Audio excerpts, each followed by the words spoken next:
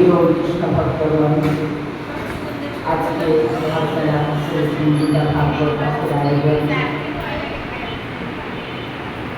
গীতা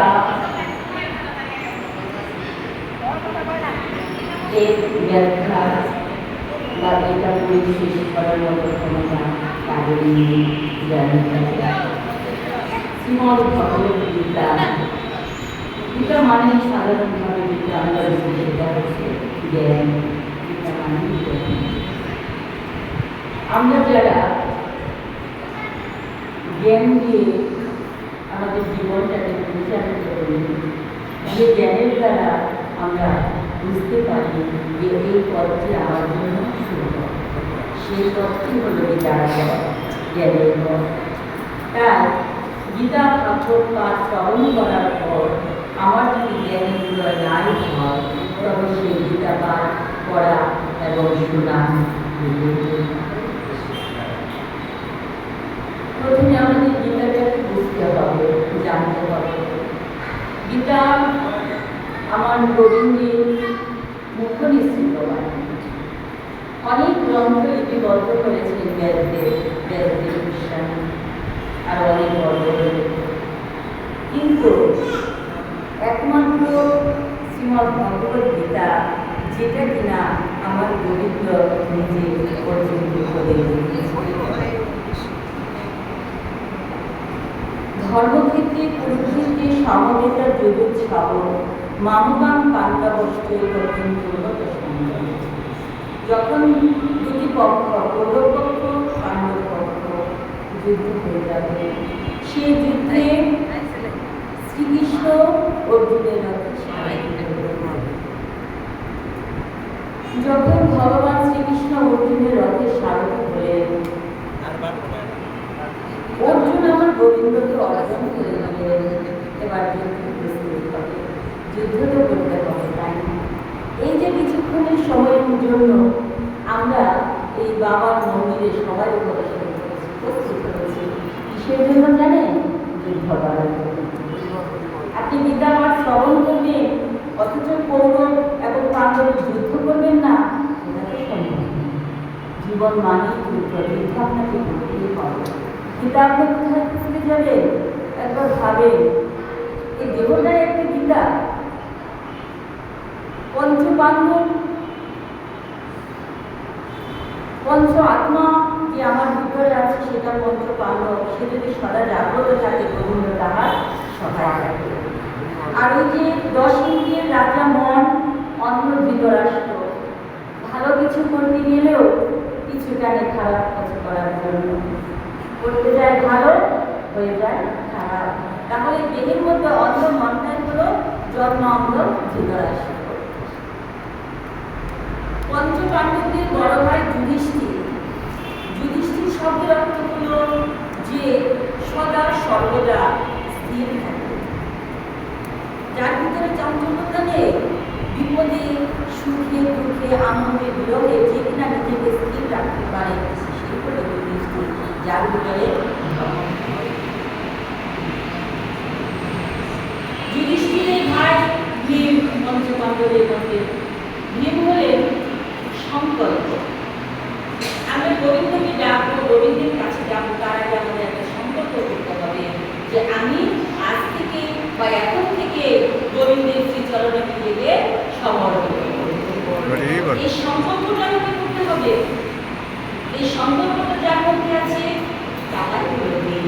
কারণ ভীম যখনই সংকল্প করেছে, প্রত্যেকটা সংকল্প সে দেখেছিল। সে যুদ্ধের আগেই বলে দিয়েছিল, যখন দ্রৌপদীকে ধরা রাজসভায় নষ্ট খরচ করেছিলেন দুঃশাসন, তখন সে বলেছিল, তোমাদের 100 ভাই আমার হাতে বলবেন। এটা কিন্তু ভীমের সংকল্প ছিল।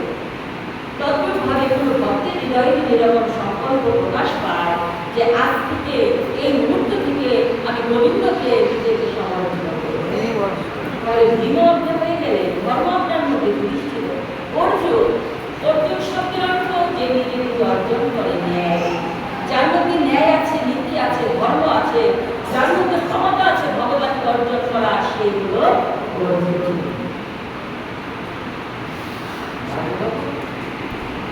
আর নকুল মানে জ্ঞান।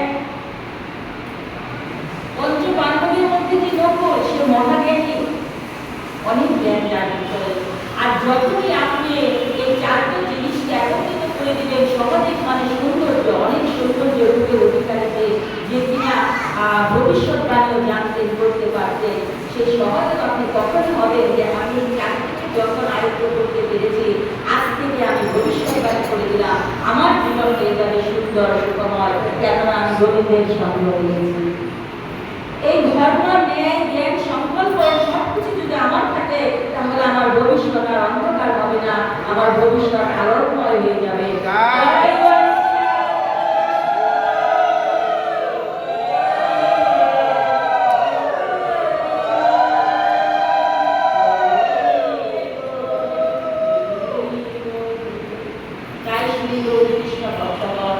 আমরা যখন শ্রীমদ্ ভগবত গীতা শ্রবণ করে বলছি আমাদের বুঝতে হবে আসলে গীতাটা কি। এক এক রকম ব্যাখ্যা দেয়, এক এক রকম ভাবে গীতা পাঠ করে, তারা হয়তো অনেক অনেক করে জানে, কিন্তু প্রকৃতপক্ষে গীতা আগে বুঝতে হবে গীতা জিনিসটা কি। ভগবান শ্রীকৃষ্ণ কেন গীতার প্রতি স্বীকৃতি দিয়েছিলেন? কারণ বন্ধুগুলো বুঝতে পারলেন যে আমার দ্বারা যেগুলো হবে না। মায়া মমতা ভালোবাসা তো সবার হৃদয়ে আছে, আপনি পারবেন আপনার পিতাকে হত্যা করতে? এখানে এমন কেউ আছে যে নিজের গুরুদেবকে নিজে হত্যা করতে পারবে? এমন কেউ ভক্ত কিন্তু আজও মনে হয় না সৃষ্টি হয়েছে, এমন কোনো শিষ্য আজও সৃষ্টি হয়নি যে নিজের হাতে নিজের গুরুদেবকে হত্যা করবে। কিন্তু অর্জুনকে স্বীকার করতে হবে, তাহলে সেই কষ্টটা কার? অর্জুনের। যখন অর্জুন এটা চিন্তা করলেন যে আমি এই যন্ত্রণাময় সংসারে সে আর যন্ত্রণা পাবো না, আমি কি করবো? ভিক্ষা যদি কাঁধে নিয়ে ভিক্ষা করে আমি আমার জীবন নির্বাহ করবো, তবুই যুদ্ধ আমি করবো না। এই রক্তমত ধন সম্পত্তি দিয়ে কি হবে? এটা তো স্থায়ী নয়, আজ আছে। যখনই এই ভ্রমটা অর্জুনের মাথায় কাজ করছে, আমার গোবিন্দ সেটা বুঝতে পেরেছেন, কেননা ভগবান অন্তর্যামী। আপনার অন্তরে কি চলছে একমাত্র গোবিন্দ ছাড়া কেউ দেখতে পাবে।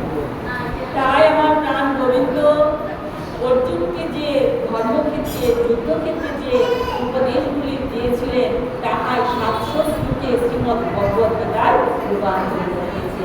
আর সেই গীতা পাঠ করে শুনে আমরা জ্ঞান লাভ করে গোবিন্দকে লাভ করতে পারছি।